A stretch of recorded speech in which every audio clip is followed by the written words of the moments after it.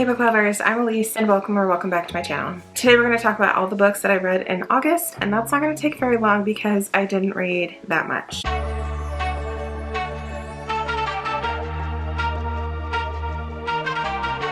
In the month of August, I read 5 books. The moods were interestingly pretty equal between tense, sad, mysterious, emotional, dark, reflective, lighthearted, funny, and adventurous. That usually never happens. Usually there's a clear top 3 in my moods for the month. As far as genres, there was a pretty big variety. I read 5 books with 5 different genres. There was a thriller, a contemporary, a science fiction, a fantasy, and a horror. As far as ratings go, there was 1 book that I didn't rate, 1 book that I gave 2 stars, 1 book that I gave 3 stars, 2 books that I gave 4 stars, and yet again, no 5 stars. The first book that I read in August has a lot of drama surrounding it, which I don't really understand, and I also don't really care because drama is not my thing.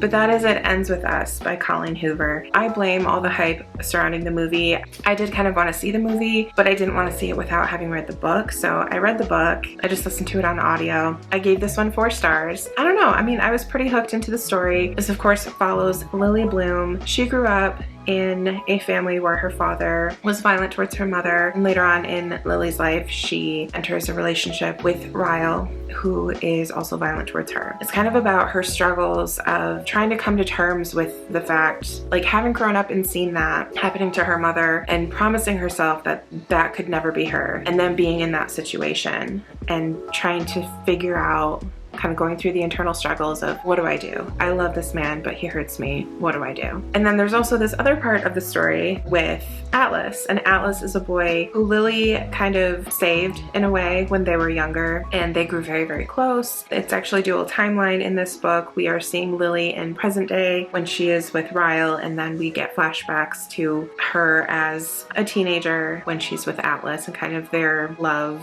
blooming at such a young age. I thought it was good. It hooked me. I enjoyed my time reading it. I might listen to the sequel at some point just to kind of get that Lily and Atlas love story that I think would be really cool, but at the same time, I don't know if I want to go there. The next book that I read was the book that I did not rate, and that is Assistant to the Villain by Hannah Nicole Mayer. I reread this book because the sequel, Apprentice to the Villain, came out in August, and I wanted to read that. I am in the process of reading it currently, just haven't finished it yet. This book was actually my favorite book of the year last year, in the year of 2023. It was kind of tied with Fourth Wing, but I think ultimately this was probably my favorite book of the year, and it is such a quirky, fun little fantasy romance. It follows Evie Sage, who comes across this man known as the villain, and he's not what she expected. The posters around the village kind of paint him as being this awful man and really ugly, but he's not. He's actually quite attractive, and he's kind of nice in a morally gray way. The villain actually needs an assistant, and Evie actually needs a job, so it was kind of fate that they ran into each other, and he ends up hiring her as his assistant. So she starts working with him at his manor. Like I said, it's a quirky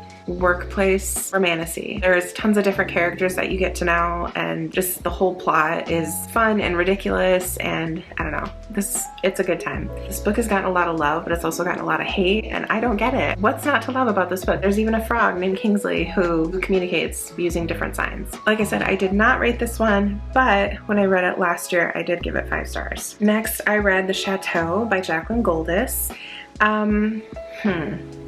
I didn't enjoy this one, like, at all. There was nothing that I enjoyed. This was my 2-star read for the month. There's this woman, Seraphine. She lives in France, and she's this elderly rich woman, and I guess in the past her granddaughter and some of her granddaughter's friends, they used to stay with her at her chateau. They all have a history together. Well, Seraphine invites all of these girls to her chateau for one last time. Nobody really knows why. Well, that evening, Seraphine winds up dead. It's kind of a locked door mystery, whodunit type situation. But then there's weird, I don't know, I feel like, is this a debut? If this were a debut, that would make a lot of sense. It doesn't say if this is her debut novel or not. I feel like the entire first half of this book, nothing was really happening at all, and there's so many characters. There's so many character POVs, and you're just kind of like rotating through everybody, and it was really hard to keep track of who everybody was because they kind of all sounded very similar, so that I didn't like that. In addition to this murder mystery, like, okay, first of all, if you're somewhere where a murder takes place and it is definitely one of you that did it. Why are you all just hanging out, having a grand old time, pretending like nothing happened? That would not be me. I would be locked away in my room until things were figured out. And then there's also like this random World War II historical bit and something about a painting and a necklace, and I don't know. I think I honestly stopped paying attention towards the end of this, but then the very end, I definitely tuned back in, so I actually knew what happened, and I didn't care. It wasn't that great. It's not like the writing was bad, it's just it wasn't very entertaining, and like I said, I had a lot of issues with the story and how everything came together. Unfortunately, I would not recommend this one. The next book that I read was another slight disappointment, which is Bury Your Gaze by Chuck Tingle. Last year I read Camp Damascus by this author, and I really enjoyed that one. I gave it 4 stars. This one, I didn't like it as much. Misha is a gay movie producer. In his stories, he tries to include gay stories, and this one that's being worked on, it's kind of towards the end of it, and the 2 main characters are women, and it's finally to the point where they can announce their love for one another. But the executives at this movie studio are like, maybe instead you should just kill them off. Obviously Misha is not okay with that. He's like, no, like these stories need to be told. He remembers growing up watching TV and not seeing himself represented, and he is trying to make sure that people are seeing themselves represented on the big screen. And here's where I got kind of lost a little bit. So in addition to not liking the whole LA scene, I feel like the flow of this book lost me a little bit, because we have the part where Misha's being told by the executives of the movie studio, like, hey, maybe you should, instead of this lesbian love story coming to fruition, maybe you should just kill off their characters. And then we get to a point where Misha starts having these random run-ins with monsters that he created in his various movies. There's like, I think I'm still confused about what happened in this book. So let me just read you the synopsis. Misha knows that chasing success in Hollywood can be hell. But finally, after years of trying to make it, his big moment is here, an Oscar nomination, and the executives at the studio for his long-running streaming series know just the thing to kick his career to the next level: kill off the gay characters for the algorithm in the upcoming season finale. Misha refuses, but he soon realizes that he's just put a target on his back, and what's worse, monsters from his horror movie days are stalking him and his friends through the hills and above Los Angeles. Haunted by his past, Misha must risk his entire future before the horrors from the silver screen find a way to bury him for good. I like what the story is trying to say as far as have diverse representation of love stories. Yes, but it's just how these pieces fit together. I don't know. It confused me. I did like the monsters, like from the horror films that he worked on previously. There were quite a few like creepy parts that came about because of those. There is definitely a creepiness factor in this book, which I did enjoy. And then the ending was very strange, and I'm not 100% that I comprehended what was happening. I don't know. Like, I would love to chat with somebody who's read this. Anyway, I rated that one 3 stars. And the final book of the month was The Light Pirate by Lily Brooks Dalton. This book was actually the August pick for my science fiction book club, The Libranauts. And this month, my co-host was Gwen of Gwendolyn Kinzinger. This is not something that I would have normally picked up for myself. Gwen did choose this book for the book club for August, and I'm really glad that she did. It is a dystopian speculative fiction.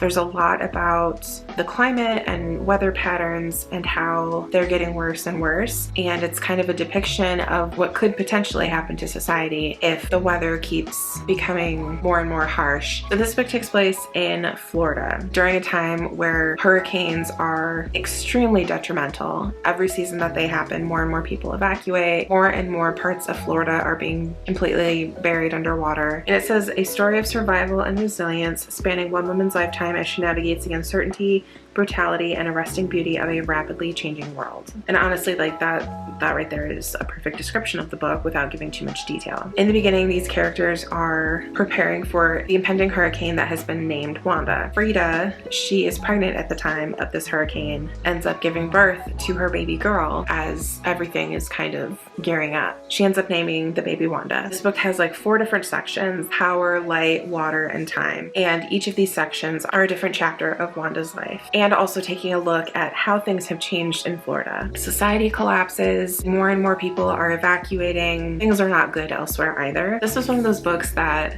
the writing just really pulled me in, and I was hooked very shortly after I started reading it. It did give me a lot of anxiety surrounding climate change and whatnot. Overall, it was a really good book. Probably so far my favorite book discussion that we've had over at Libernauts. I think everybody that was there, they seemed to enjoy it, and people had a lot to say. They had a lot of thoughts to share. It was a really good discussion. Okay, those are all the books that I read in the month of August. As far as September goes, what am I reading in September? I am going to be starting to read some of my fall TBR. If you follow along with Libernauts Book Club, our September pick is Foe by Ian Reid, and I'll be having Keisha of A Book Like You joining me as my co-host for the month. In addition to doing the live show discussion, we are actually also doing reading sprints on September 14th, and then the live discussion on September 25th, and then on October 4th, over on the Libernauts Discord, we're going to be chatting while we watch the adaptation starring Saoirse Ronan. So yeah, a few things to look forward for the month. One of the things that I definitely want to participate in this month is taking place over at Sleep When I'm Dead Book Club,